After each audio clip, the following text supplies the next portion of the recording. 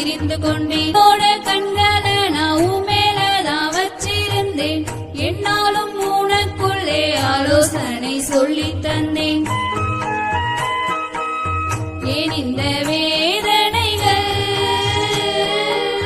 வீணான சோதனைகள்,